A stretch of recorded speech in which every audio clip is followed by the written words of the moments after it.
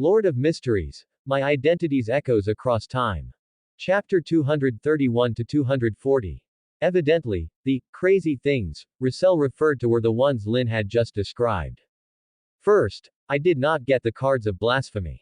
I merely saw them in the future of this world, so I know what they look like, Lynn said, smiling as he took a step back from Russell's accusations.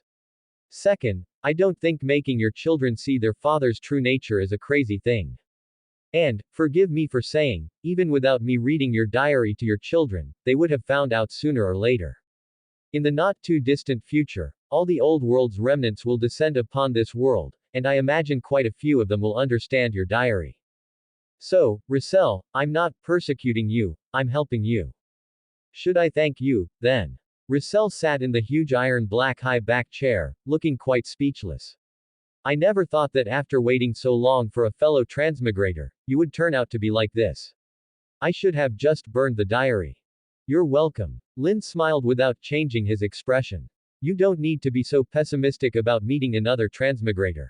In the original history, the first transmigrator you met wasn't me but someone else who wouldn't have used your diary against you. Unfortunately, with my presence in this timeline, you encountered me first. Lynn shrugged and added, by the way, the fellow transmigrator you were supposed to meet is also one of my targets, so you are not alone. You finally admit you're persecuting me. Russell had an expression of, I knew it.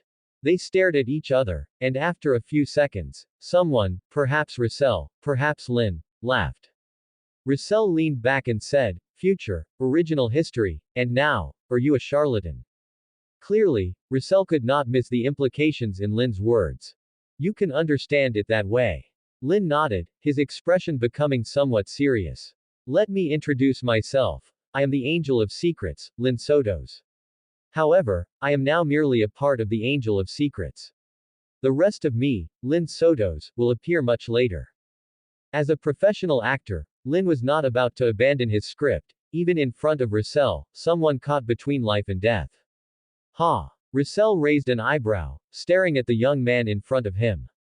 After a few seconds, he said uncertainly, you didn't cut your soul in half, did you? I represent the divinity of Lynn Sotos, the Angel of Secrets. Lynn did not directly answer Russell's question but stated a fact with a smile. No error there. A divine avatar does represent his divinity. Gasp, you're emulating the ancient sun god. Russell was obviously not entirely ignorant about the ancient sun god. Although some things were not written in his diary, he knew them. It's just to stabilize myself. Lynn smiled, then showed a slightly troubled expression. Speaking of the ancient sun god, I am quite troubled about how to change that part of history. Although I don't care about his fate, I am quite familiar with Saussure. I can't just watch him turn into the mad true creator. Upon hearing this, Russell's gaze sharpened. If Lynn's previous words only suggested that he had some prophetic abilities, this statement clearly indicated he could alter the past. If it were any other time, Russell would have doubted this, thinking Lynn might be deceiving him. Russell knew a lot of secrets and was certain that no pathway in this world truly possessed the ability to change the past. Even the reboot ability of the Fate pathway did not genuinely alter the past but merely restored a specific area to its previous state, different from the concept of changing the past. However, just moments ago, Russell had been struck by an overwhelming wave of knowledge when he was incidentally caught in the aftermath of Lynn's vision of the Mother Goddess of Depravity. This knowledge, so vast and complex, nearly shattered the mad personality born from Russell's corruption. This unexpected impact helped Russell regain clarity. The previous contamination was replaced by this new form, which, though equally extreme, allowed Russell to regain his sense of self and absorb part of the residual knowledge. So, when Lynn spoke of changing history, Russell found it more credible. That indeed is a headache. The situation of the ancient sun god seems like a dead end.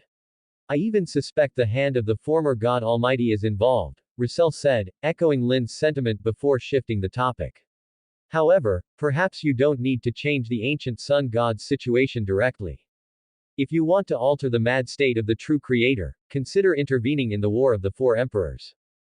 The madness of the true creator in this era is largely due to the lack of believers and anchor points. If you can change the outcome of the War of the Four Emperors and prevent the true creator from being driven away, allowing him to have enough believers and anchor points, he might regain his sanity. This suggestion was both advice and a test, a way for Russell to gauge the truth of Lynn's claims and his capability to alter history.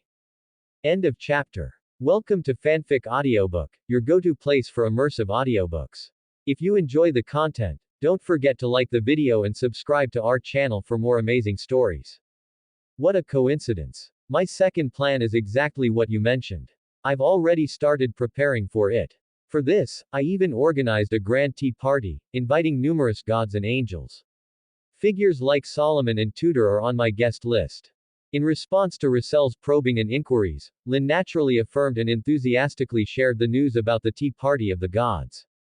I believe that regarding the faith in the true creator, they can give me a satisfactory answer. Hearing this, Russell was stunned.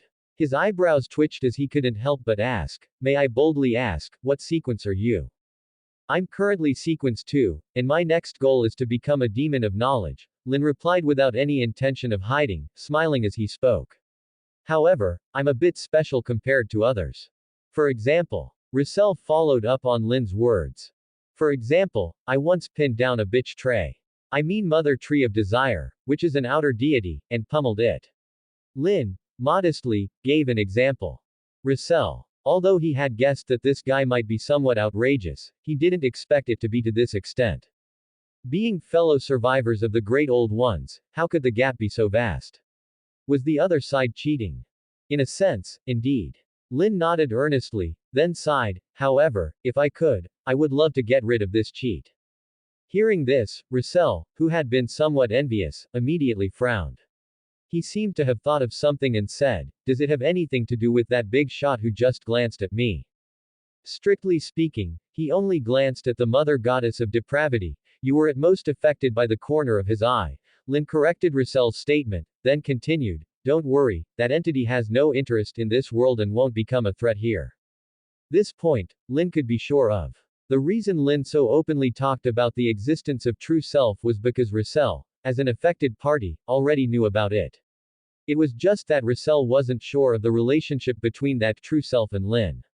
So, under such circumstances, Lynn naturally had to take the initiative to define their relationship. Mother Goddess of Depravity. Russell was first stunned, then bitterly smiled. "I knew about the primordial moon, but I didn't know her true name was this." Then Russell looked at Lynn and said, "In other words, that big shot isn't a threat to this world, but he's a threat to you, right?" "Not exactly a threat." Lynn paused, lowering his eyes and sighing slightly. "The worst outcome is that I might lose myself. Don't worry, if that day comes, I'll make sure to kill those outer deities first, to leave you all a peaceful environment." As he finished, Lynn smiled again, a bright and warm smile. Lynn truly planned to do so. If one day assimilation became irreversible and he was destined to return to his true form, he indeed planned to eliminate the outer deities around Earth before losing himself. Not for any other reason but for those he cared about on Earth. Russell's frown deepened. He could tell that the person in front of him wasn't joking, which made him feel somewhat heavy. He couldn't help but sigh. So, in a way, we're both in the same boat. After being corrupted by the primordial moon, he also lost himself. If it weren't for this accidental event, even if Lynn found him through the connection, he would only have seen the crazy persona corrupted by the primordial moon, while the real him could only stay in the corner of his consciousness, unable to awaken. "No, at least I gained power, unlike you," Lynn seriously refuted Russell's words when he heard them. "Russell, that hurts. Has anyone ever told you that you're well suited for the hunter pathway?"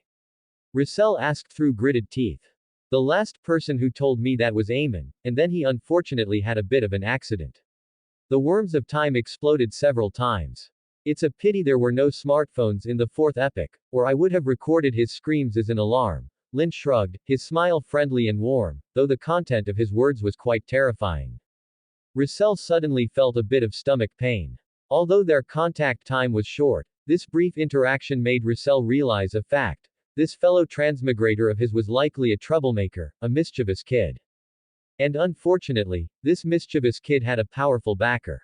Although this backer was also a death knell for him, it at least ensured that this mischievous kid had invincible combat power at the current stage, and seemingly the ability to traverse time and space.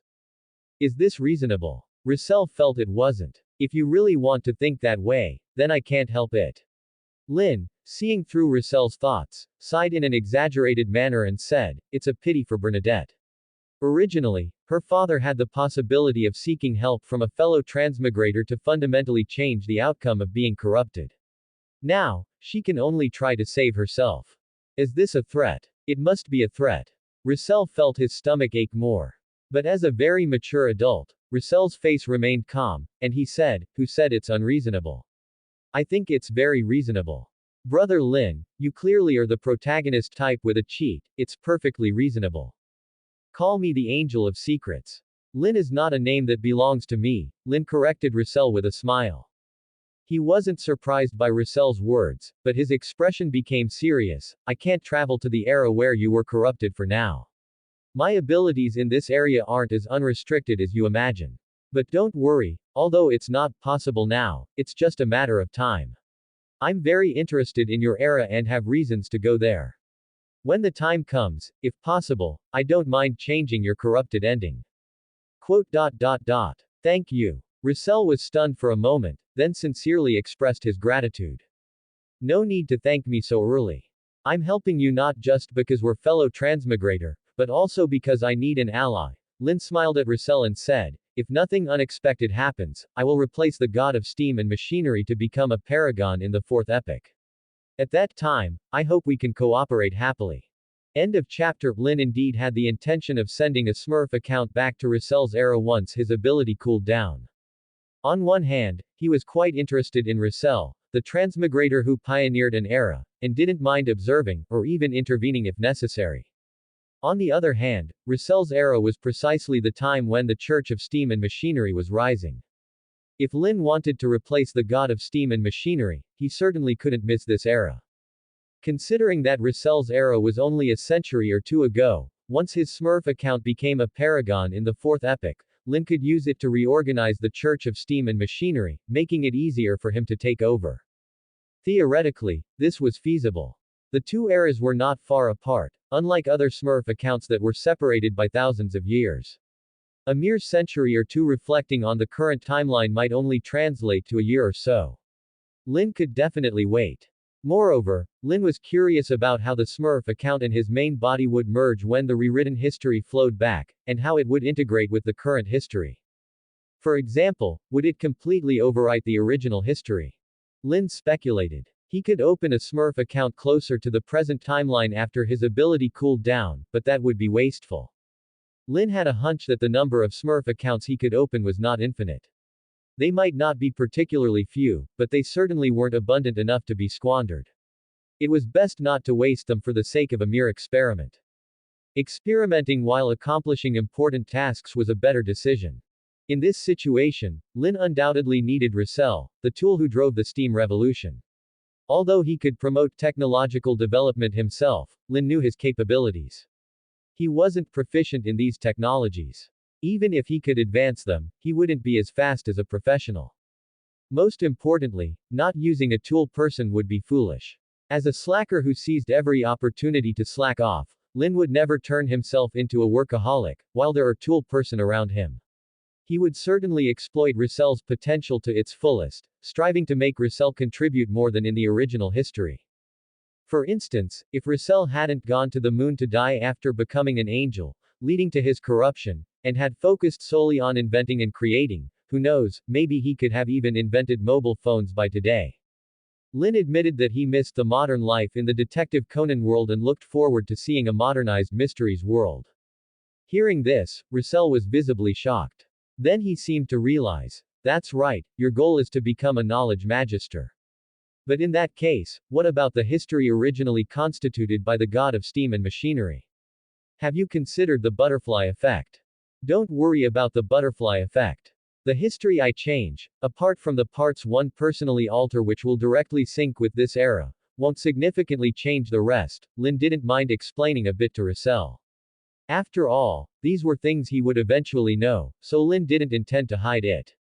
For instance, if I directly traveled to the time you were corrupted and prevented it, the result reflected now would be you directly overcoming the corruption, but that's all. In other words, the history in between won't change, right? Russell, evidently a smart person, immediately realized this, saying, although theoretically, changing my corrupted fate in the past would mean I wouldn't forcibly ascend to Black Emperor to rid myself of it, and wouldn't arrange for subsequent events. In reality, even if my corruption is altered, it would only change my current outcome, not the intermediate events. Russell frowned, saying, logically, that doesn't make sense. But it aligns perfectly with this world's madness, doesn't it? Lynn laughed, using Medici's words and adding, moreover, events don't change, they just wait for the me of that era to participate. Huh. Russell seemed puzzled. After thinking for a few seconds, he uncertainly said, so, your historical changes aren't about traveling to a past point, changing something, and coming back, but staying there until you return to this era. But you are now. Russell looked at Lynn, clearly confused by the logic. After all, his information wasn't complete, and deducing this much was already an extraordinary feat. You can think of it as there being multiple me's at the same time, Lynn laughed. He didn't intend to hide this. Simultaneous existence in multiple time spaces wasn't a secret. Anyone with some intelligence encountering his past selves could guess it. I exist in the present, the past, and the future.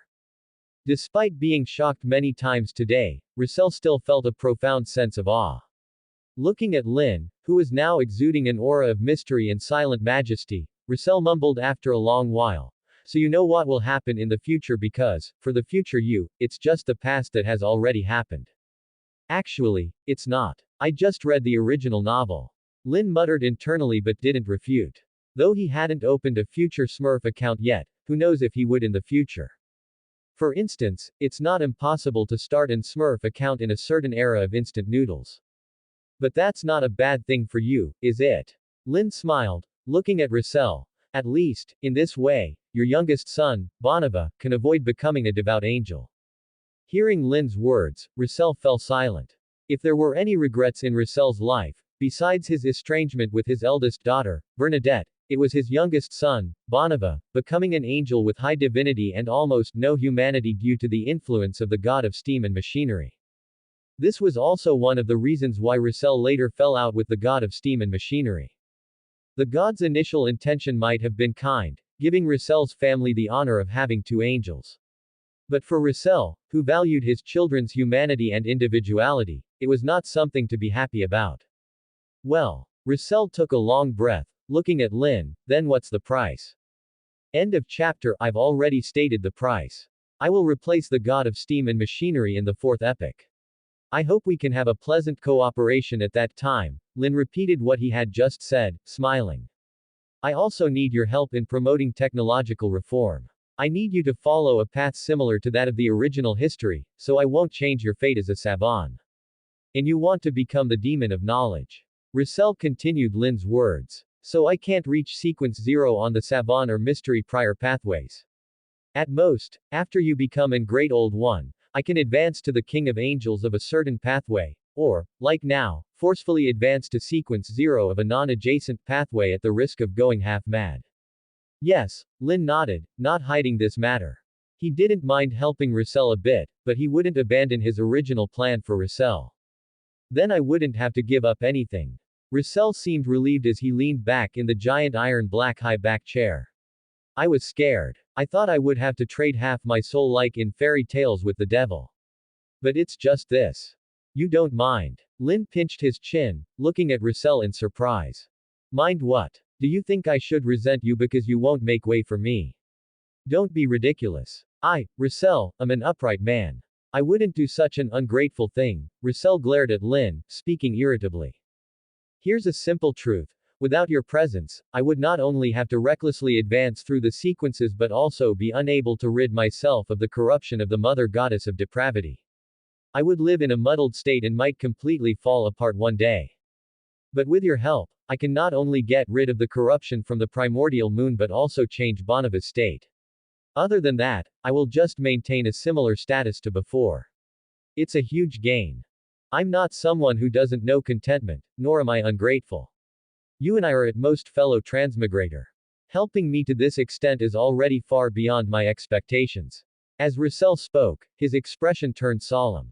He looked at Lynn and said, perhaps you don't need this, thank you, but I still want to say it, thank you. Lynn blinked. He could tell that Russell was sincere and genuinely thought this way. He also realized that Russell was deliberately saying these words to ease his mind. This made Lynn smile as well. You're welcome. Then it's happily decided. Lynn said with a smile as he looked at Russell. If you have any other questions, you can ask them now. I'm in a good mood and might answer them. Quote. If you successfully replace the god of steam and machinery and become the paragon, how do you plan to deal with the original god of steam? Russell hesitated for a few seconds before asking. Why, are you very concerned? Lynn pinched his chin, looking at Russell with interest. Is it true, as the rumors say, that you have a thing with the steam maiden? No, what is this steam maiden? Russell was stunned, then quickly shook his head. I have nothing inappropriate with it. It's just that. Russell's expression turned a bit melancholic as he recalled some past events. His eyes became distant. Although I've had a fallout with the god of steam and machinery, I can't deny that I couldn't have grown without the help of the Evernight Church and him. Despite their fallout, Russell never denied his past with the Evernight Church and the god of steam and machinery. Their relationship was always too complex to be explained in a few words. Just as the Evernight Church still promotes Russell and holds Russell exhibitions, carefully preserving his relics, Russell's feelings towards the Evernight Church and the god of steam and machinery are equally complex. This complexity prevents Russell from helping the god of steam and machinery as he once did, but he also can't bear to see him die. So the Evernight Church's tradition of loyalty is indeed inherited, Lynn commented with a remark that Russell didn't understand. He then smiled and said, don't worry, I'm not one to eradicate completely. As long as the god of steam and machinery doesn't act recklessly, I won't do anything to him. If he's willing to become an angel under me, all the better. I need all the help I can get. Lynn indeed didn't plan on eradicating the god of steam and machinery. They had no deep hatred, and considering that the god of steam and machinery had been maintaining order in the supernatural realm, he had contributed significantly to the world. Under such circumstances, as long as the god of steam and machinery didn't act foolishly, Lynn wouldn't deliberately kill him. Moreover, Lynn needed the god of steam and machinery for certain tasks, like persuading the fanatical believers of the god of steam and machinery to change their faith, which would help him take over the Church of Steam and Machinery more smoothly. Speaking of which, you should know the god of steam and machinery better than I do. Do you think he would retaliate desperately after I usurp his godhood, or would he accept reality and work for me? Lynn suddenly thought of this and looked at Russell, asking. How could he forget that, as someone who had been closest to the god of steam and machinery, Russell was one of the people who knew him best. Russell was taken aback by the question but then showed a subtle expression and said, he should accept reality and work for you. Russell suddenly realized he might not need to worry about the god of steam and machinery's safety. After all, he wasn't the type to be stubbornly defiant. Russell had always thought that the god of steam and machinery had a rather easygoing nature. Otherwise, he wouldn't have been a god for so many years without figuring out how to fully embody the role of a paragon. So, when faced with an obviously overpowered being like Lynn, the god of steam and machinery would most likely accept reality and work for Lynn, at best trying to become a king of angels. If that's the case, then that's perfect. Lynn smiled. Although it was still just a possibility, Russell's answer made him feel pleased. Oh, right. In this pleasant state, Lynn naturally thought of the upcoming Russell exhibition and couldn't help but look at Russell. I should be meeting your daughter Bernadette soon. Do you have anything you want me to convey to her? End of chapter. Some time later, I should meet your daughter Bernadette. Do you have anything you want me to tell her? Hearing Lynn's words, Russell suddenly fell silent. A few seconds later, his voice was somewhat dry. How is she? From a material perspective, she's doing quite well. She's currently a Sequence 3 clairvoyant and holds a significant status in the Beyonder Circle. She's usually active in the 5 Seas, known as the Queen Mystic, one of the 4 pirate kings of the 5 Seas, Lynn introduced unhurriedly. Pirate King. Russell instinctively frowned, unable to imagine how his once adorable, beautiful daughter had suddenly become a pirate king. Although a pirate king of the 5 Seas is indeed a prominent figure in the Beyonder Circle, aligning with Zaratul's former prophecy, it was still somewhat different from Russell's original expectations. However, after frowning for a few seconds, Russell seemed to remember something and sighed, Well, a pirate king is still quite free and won't be oppressed. Russell looked at Lynn again and asked, is she married? I mean, does she have someone she loves? If so, how does that person treat her?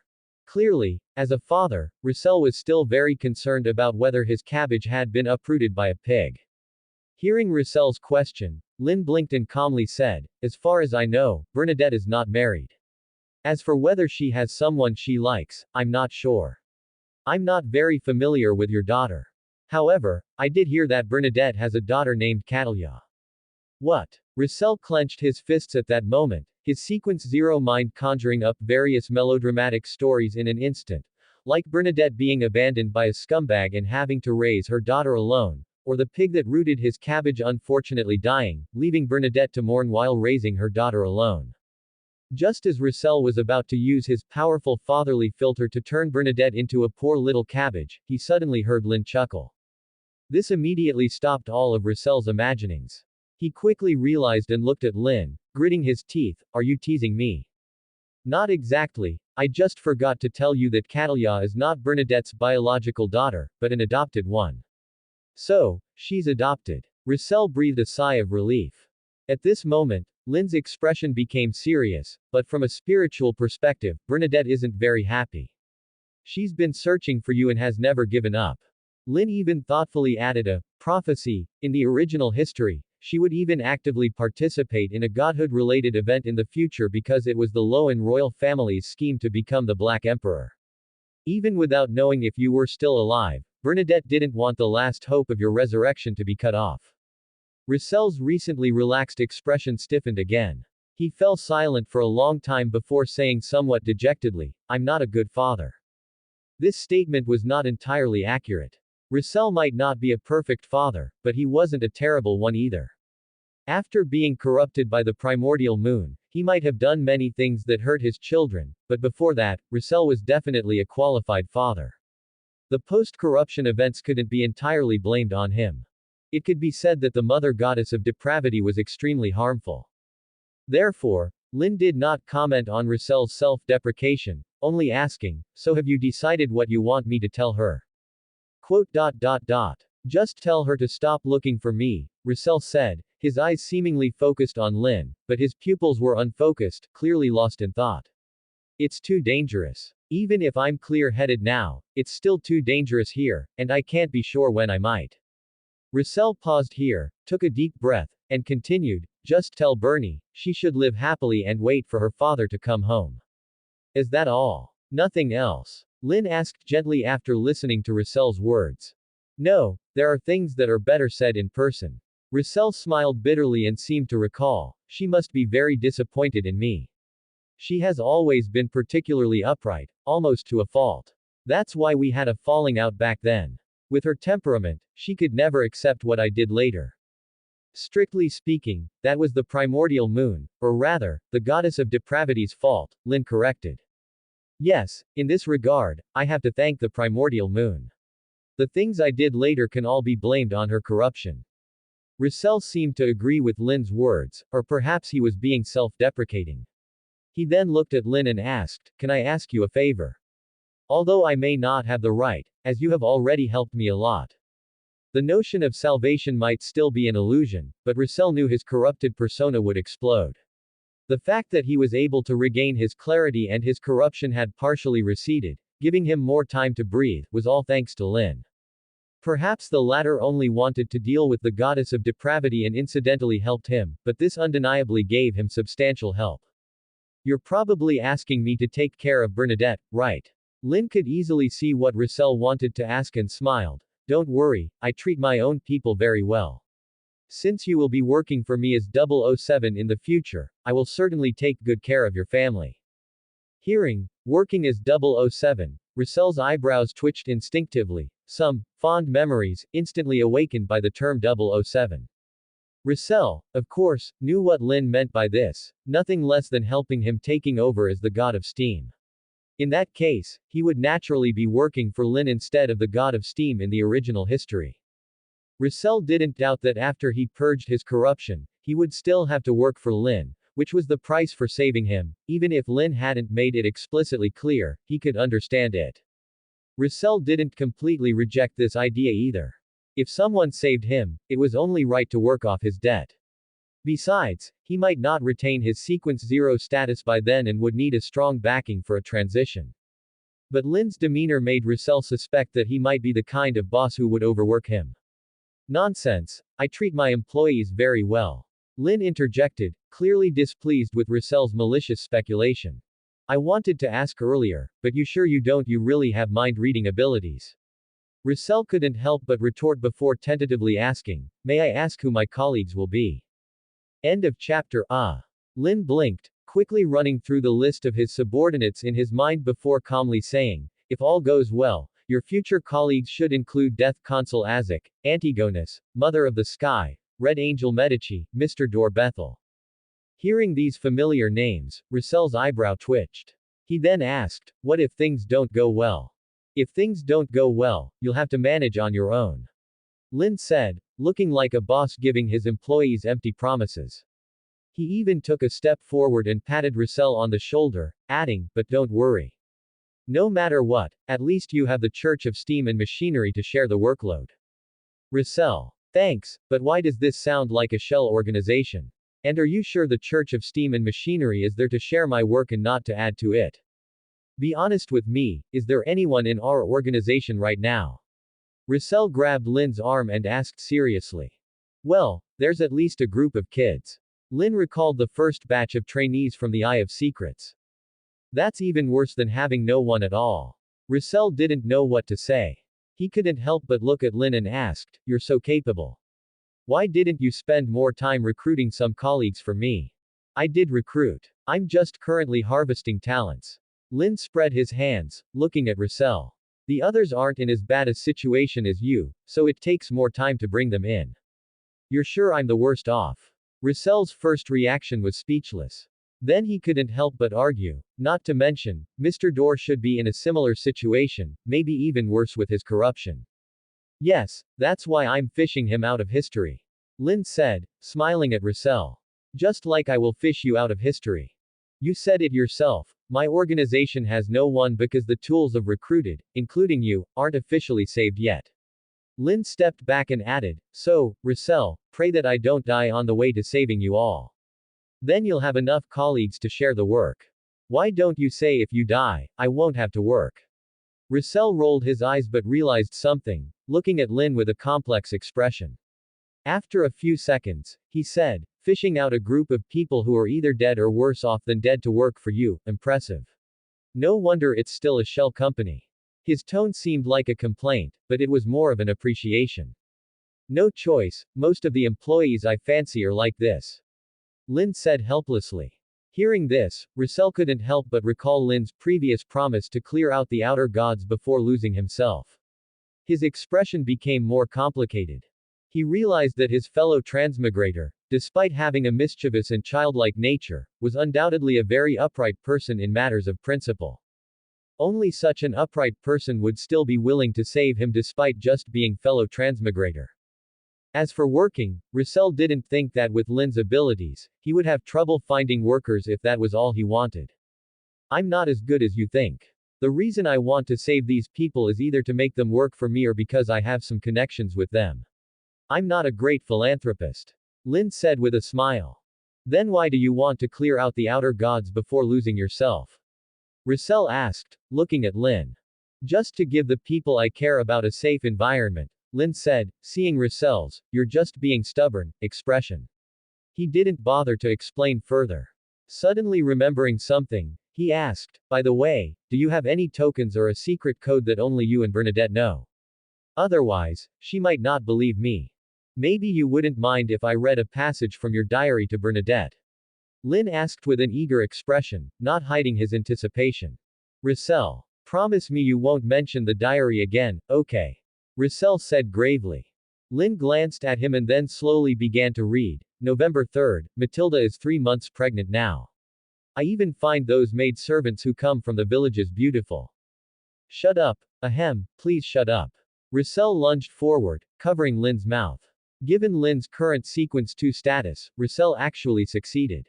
But that didn't stop Lynn from moving his fingers to create words in the air with fire. No, I can't lower my standards.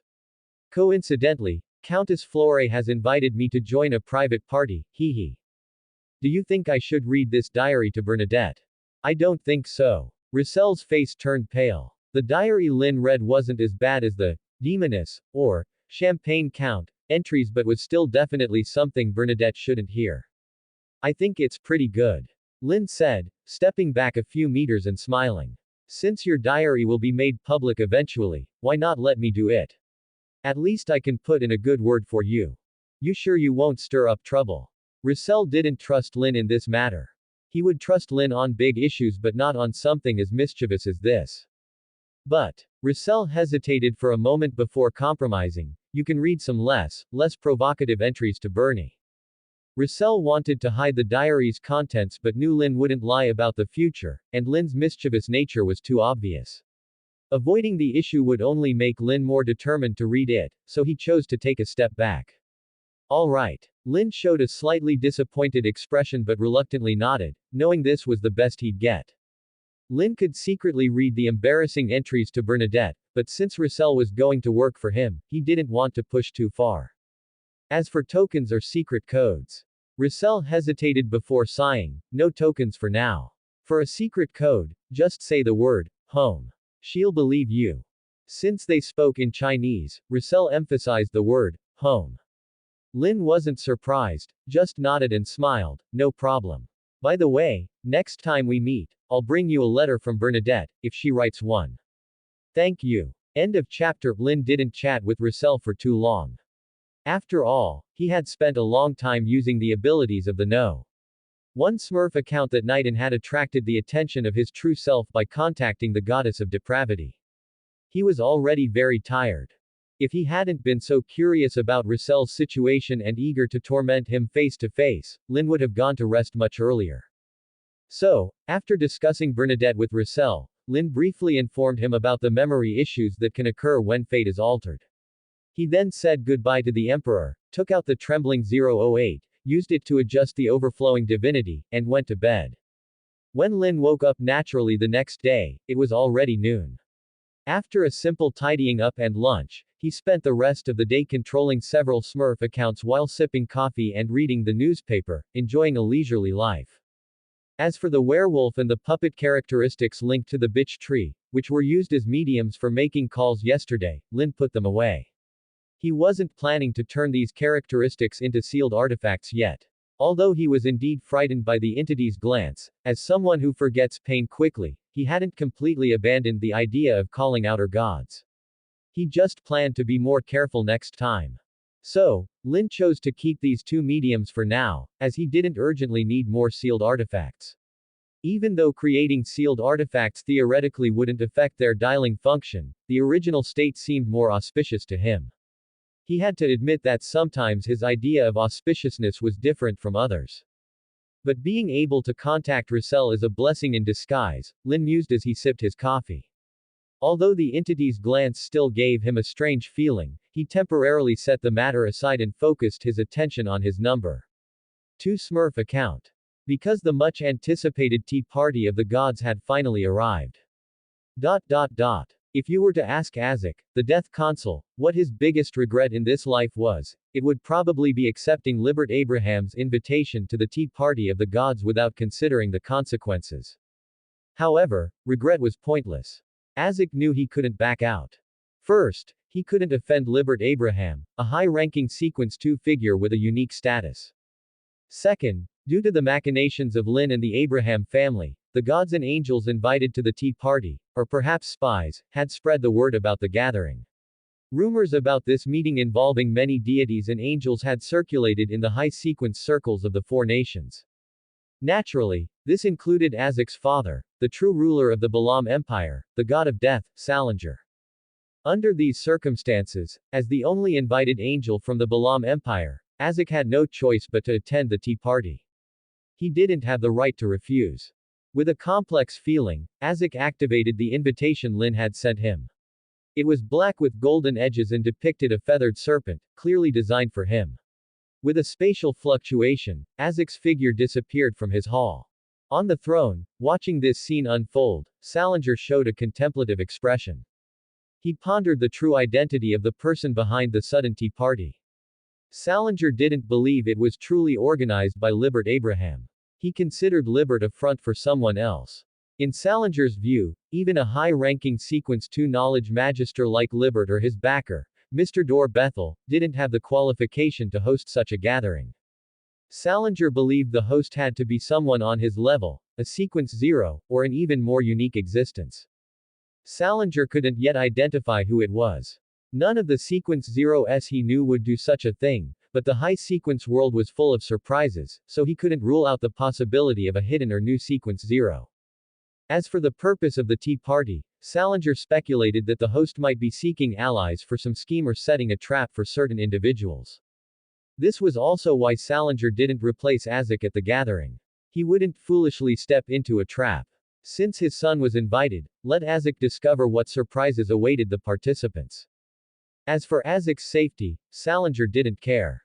Azek was valuable as a potential vessel for Salinger's resurrection and for managing the Balam Empire. If Azek died at the tea party, Salinger would be sad, but that was all. One couldn't expect a father who saw his children as tools for resurrection to truly care for them. In Salinger's view, if Azek could uncover the truth behind the tea party, it would be worth the risk. Well, the connection is cut. Salinger frowned. He had left some means on Azek to monitor the tea party remotely. However, the connection was now severed, making his methods useless. It seems this is no joke. Salinger narrowed his eyes. He had considered the possibility that the tea party was a joke by Mr. Dor's son, which would be ignored by other gods, turning it into a farce. But the severed connection suggested that a Sequence 0 was involved. In a way, Salinger's guess wasn't entirely wrong. Although no Sequence 0s were organizing the tea party, Lynn's knowledge and abilities provided an environment beyond what an ordinary Sequence 0 could achieve. End of chapter. As the sensation of spatial teleportation faded, Death Consul Azek felt his feet touch solid ground. He began to observe his surroundings. It was clearly an isolated, enclosed space that had been tastefully decorated, resembling a large garden. However, it was more than just a garden, it had the feel of a palace. From Azek's perspective, he couldn't see the entire garden, but he could spot some symmetrical corridors, pavilions, houses with green tiles, artificial hills, and various blooming flowers. This style differed greatly from the Tudor Empire's architecture he remembered. Azek found himself on the outskirts of the garden. Due to his short stature, he couldn't see far into the distance or the other people in the garden. It was unclear whether others hadn't arrived yet or were standing in places he couldn't see. Upon entering this space, Azek realized he had transformed into the form of a 7 or 8-year-old child. Having seen descriptions of this phenomenon on the invitation, Azek wasn't too surprised. He looked down at his short arms and legs and at his now small, ornate robe, feeling somewhat amused. As a naturally mythical creature, Azek had never truly experienced a childhood form. He had mostly maintained a mythical creature form in his youth and adopted an adult form once he mastered his abilities. This was his first experience in a child's form. Azek's main impression of this form was its shortness. In his feathered serpent form, he never worried about height, but now, as a child, even slightly taller plants and trees blocked his view, making him feel almost blind. Even standing on tiptoes offered little help. Moreover, Azek noticed that his powers seemed restricted in this space. It felt like the prohibition of Beyonder's powers from the Justiciar pathway, yet different. His powers weren't entirely sealed but rather in a dormant state. If needed, he could still use them. This was clearly Lynn's doing, inspired by the incident where Amon was shrunk, adding special features to this space. In this space, everyone's Beyonder abilities were somewhat limited, though still usable, with Lynn being alerted whenever someone used them. Essentially, everyone had a limiter and an alarm attached. As Azek pondered his next steps, he suddenly heard footsteps.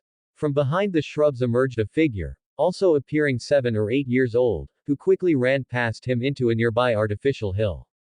Azek blinked, recognizing the child. He had seen this child form before. It was Amon. Shortly after, another figure emerged from behind the shrubs, with long red hair and similarly colored eyes, holding a burning flame and cursing under his breath. Azek blinked again, studying the boy. After 3 seconds, he matched the boy with a war angel he remembered, Medici, the war angel who followed the true creator. This war angel had perished years ago, but recent reports suggested a possible resurrection. Isaac had been skeptical until now, seeing Medici in person. So, Medici had really been resurrected, likely by Libert. Isaac speculated. Unlike the death god Salinger, who was unaware of Lynn's true identity and believed him to be Bethel's son, Isaac, who had hosted Lynn during his visit to the Balaam Empire, knew that Libert Abraham was more than just Mr. Dor's son. However, he had never shared this with Salinger. While Isaac pondered, Medici seemed to have noticed something and chased after Amon into the artificial hill, seemingly attempting to kill Amon. Given Amon's role in the Red Angel Medici's demise, Isaac wasn't surprised by their relationship but was puzzled. Even if resurrected, Medici should only be at sequence 2, while Amon, as a king of angels, shouldn't be easily bullied, even in play. That's because I secretly placed a restriction on Amon. As long as there's no life-threatening danger, Amon is just an ordinary sequence 2 here. A gentle voice with a chuckle came from behind the shrubs. Lynn, with his golden shoulder-length curls and ash-gray eyes, appeared. He was also in a child form, wearing an unfamiliar yet elegant white robe with round sleeves and crossed collars. Beautiful, isn't it? I specially made this outfit for this gathering, Lynn said with a smile, pulling out a box with a similarly styled black and gold outfit. He handed it to Isaac, saying, "This is called a hanfu. I made one for you too. Let's go to the changing room." Isaac was momentarily stunned, remembering that Amon and Medici had also worn similar outfits in different colors and styles. I originally considered a Western-style theme for this first tea party, but I decided to make it special and memorable, as it would mark an important event in the history of the mystical world. Lynn led Isaac into the garden, taking numerous turns before arriving at an ancient-styled pavilion. This is the dressing area. You can change into this outfit if you want, though it's not mandatory, Lynn said, handing Isaac the hanfu. Then we can meet the others. People haven't arrived yet, and there's still some time before the official banquet. You can explore in the meantime. End of chapter. Let us now turn back time a bit, to before Isaac activated the tea party invitation, and to when the first guest arrived. Many might think the first person to arrive at the tea party would be someone with the closest relationship to Lynn, like the true creator. However, when the host Lynn set up his easel, made tea for himself, and waited alone in this otherworldly space for his guests, the first person to appear at the end of the hallway was someone very familiar to Lynn, the Evernight goddess, Amonises. Unlike their last meeting, Amonises no longer had wolf ears on her head and her arms were just like any other humans, clearly in pure human form. However, she had also shrunk to the size of a 7 or 8-year-old child. In her child form, Amonises was about 1.2 meters tall, 3 feet 11 inch, not too tall but not too short either, dressed in a black dress and draped in a cloak, with a serious expression. Such a serious look on an adult would make her seem dignified, but on a child, it created a rather subtle feeling. Good morning, Amonises. Would you like some pastries? Lynn's mood was evidently good. He waved at Amonises naturally, his attitude as casual as if it wasn't a cross-temporal meeting, nor a gathering about to include numerous gods and angels, but rather like inviting a good friend to a tea party. Amonises was clearly taken aback. Before officially meeting Lynn, she had considered many possibilities in her mind and pondered what kind of person this individual who changed history and got involved in their fate would be, and what his intentions were in hosting this tea party. But at this moment, Amonises suddenly felt that the simplest purpose of this tea party might indeed just be to invite a group of friends to gather. Compared to Adam, the insidious conspirator, the Lynn before her seemed more like a child. Thus, Amonises didn't know why she smiled. She quickened her pace to stand beside Lynn, and because of her small stature, her actions looked like a sped-up video. Good morning, Lynn. Or should I call you Libert? Amonises said, glancing at the easel beside Lynn without asking much, then picked up a piece of pastry from the table in front of Lynn, examining it for a moment before uncertainly saying, "This seems to be some kind of pastry." My current name is indeed Libert Abraham, Lynn nodded, picking up a piece of pastry and popping it into his mouth. That's right, it's peach blossom pastry. You can try it. My cooking skills are pretty good, and, now, besides me, there are probably few who can make peach blossom pastry anymore. Lynn wasn't particularly fond of cooking, but thanks to his talent, his cooking was excellent. Amonises clearly didn't think Lynn would tamper with the pastries, and she finished the small treat in a few bites, nodding seriously afterward. The taste is indeed good, but it would be better if it were a bit sweeter. Heretic. Lynn glanced at Amonises upon hearing this, then moved the plate of pastries away from her, clearly not planning to let the heretic enjoy any more. Seeing this, Amonises was momentarily stunned before feeling amused. She then remarked, I thought our first meeting would be more formal. Isn't this formal enough? In my meticulously crafted otherworldly space, at the beginning of a grand feast, you eat pastries that have long been lost to history and drink tea brewed by the host himself, discussing topics about time and fate with me. This scene could be written into the scriptures of any church. As Lynn spoke, he poured a cup of tea for Amonises. Then he drank his own cup in one gulp, not out of ceremony, but simply because he had eaten too many pastries and was feeling thirsty. Indeed, especially since the person speaking to me, the host of this tea party, is a very special existence who can ignore time. Amonises seemed to agree with Lynn, sipping her tea lightly before saying, good tea, and it can't be found anywhere else. Amonises could tell the pastries were real, but the tea was a historical projection or something similar. Can't help it. The atmosphere demanded it. Not serving dragon well tea would have been odd. Or do you prefer another type of tea? Lynn said, looking at Amonises as if he hadn't understood her earlier hint. No need, Amonises shook her head. She then seemed to remember something and looked around at the surrounding buildings, admiring them as she said, honestly, when I first arrived here, I was startled, thinking I had returned to that era. Next time, I'll switch to a Western European style. That might give you a better sense of immersion, Lynn replied, pouring himself another cup of tea. Amonises didn't respond, instead admiring the scenery for a while longer before turning to Lynn. You seem to miss that era. The question seemed like a simple inquiry, but it also carried a hint of probing.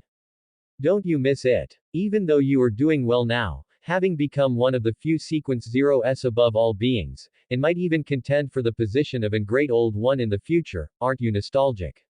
Lynn looked at Amonises, his gaze not particularly sharp, but it gave a sense of being seen through. Amonises avoided Lynn's eyes and then heard Lynn's somewhat youthful, slightly immature voice, but we can't go back. Or rather, none of us can change the past. We can only accept the present and the future. Amonises pursed her lips. She knew Lynn was answering the hidden question in her earlier words. If you miss that era so much, can you make it return? Can you change the past? Lynn's answer was clearly negative. At that moment, Amonises didn't know how to feel, whether it was relief or disappointment, or a mixture of both. Just as she couldn't tell if she missed the past era because she liked it better, or if she was more attached to who she is now. End of chapter. If you want, support me on Patreon and get access to 30 translated chapters in advance. Although I cannot change the outcome of that era, I might be able to change the fate of certain people. Lynn's voice rang out again, causing Amonises to lift her head and look at him sharply. Lynn, unhurried and calm, met her gaze and took another bite of his snack before saying, while I can't guarantee it, in the future I might be able to return to that era and bring back a few people you care about. This was both a lure and a strategy. Once Lynn confirmed that the Evernight goddess still missed that era and had people she cared about, he knew this bargaining chip was something Amonises could not refuse. I now believe you have no connection with those outer gods.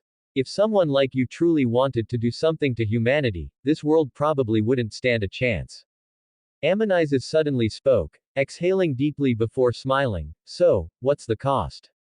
What do I need to pay to save my family? For Amonises, the most important beings she couldn't let go of were her parents and family from the pre-epic, even though she had become a Sequence Zero. Despite her diminished humanity, she had never forgotten them. This is not surprising. Just as Russell, despite his madness, still loved his daughter Bernadette, and Azek, who, even after repeated reincarnations, remembered his children most vividly. Some emotions don't fade with the weakening of humanity, instead, they become more precious. Because these beings can only hold onto these few things. As their humanity weakens and they become less and less like themselves, most will cling tightly to the few things they still value. If they lose even these, then what remains of their humanity is just a shadow. I thought you would first question if I could do it. Lynn put down his teacup and looked at Ammonizes. I should have questioned it, but after coming here, I knew it wasn't necessary. Being able to make Bethel, Amon, and Antigonus work together means you have more cards than I know about. Ammonizes said, looking at Lynn. Since you dared to invite multiple true gods to your gathering and are not afraid of their threats, can I assume that ordinary Sequence Zero's can't threaten you? Hearing this, Lynn clapped his hands in respect, smiling, as expected of you, the future mastermind who, with Lilith, took down the god of combat. Truly smart. Since this space only had him and the Evernight goddess, with no one else and no risk of eavesdropping, Lynn spoke freely. Ammonizes was momentarily taken aback by Lynn's gesture but quickly regained her composure, remembering their first meeting. She had wondered if Lynn was pretending to be naive, but now she confirmed that he was genuinely, a bit silly. Just some obvious conclusions. Ammonizes shook her head with a smile, then looked at Lynn and asked, so, for you, this era is also the past. Clearly, Ammonizes had noticed the information in Lynn's words and deduced a fact that many had yet to guess. No, for me, only the time I am in is the present. To me, past, present, and future essentially have no difference. Lynn smiled as he spoke. But you still intend to do something in this era, right? Ammonizes asked, staring closely at Lynn. I do have some necessary things to do. Lynn did not deny this. After sipping his tea, he continued, I want to ascend to Paragon in this era, and that is the cost you need to pay. Why? You shouldn't lack the power of Sequence Zero. Ammonizes was taken aback, genuinely puzzled because Lynn's request was unexpected. It wasn't that it was difficult. Ammonizes had already planned to support a Paragon in secret. If it was just a matter of changing the candidate to Lynn, it would actually be easier than her original choice. If given two choices, the first to lose oneself but gain power surpassing everything, and the second to retain oneself but lose that power, which would you choose? Lynn's expression was calm, as if he was discussing an irrelevant issue. Ammonizes frowned, pondering for a long moment before saying, I would probably choose the second. Power is good, but if a person loses themselves, what use is all that power? This was Ammonizes' belief. Coincidentally, I would also choose the second. Lynn smiled. He shared this truth partly to reduce Ammonizes' wariness and lower his danger level. Lynn could sense that compared to their pleasant meeting in the second epic, the fourth epic Ammonizes was much more wary of him. This wariness persisted even after he proposed a deal to retrieve her family. Lynn didn't find this strange. Given Ammonizes' character, it would be unusual if she trusted him easily and accepted him as naturally as Ouroboros did, viewing him as a friend. Ammonizes wasn't naive, she was one of the top-level conspirators. Her current attitude was already influenced by the emotional feedback from her memories and the potential for her family to be retrieved. After all, Ammonizes had to be responsible for herself and this world. How could she easily trust someone mysterious, powerful, able to traverse time freely, and capable of changing history? Ultimately, they weren't that familiar yet. Ammonizes, unlike Medici or Saussure, hadn't spent time living with Lynn and thus lacked a deep understanding of his character. From Ammonizes' perspective, Lynn was a person shrouded in mysteries. Hence, Lynn shared a truth that was also a plea for sympathy. After showing his strength and cards, a little vulnerability helped shape his image, facilitating his future actions. The Evernight goddess was a top-tier ally. Having her sincerely work for you versus begrudgingly was a significant difference. In the second epic, Lynn couldn't rely on anyone, but in the talent-rich fourth epic, he wouldn't pass up such an opportunity. End of chapter.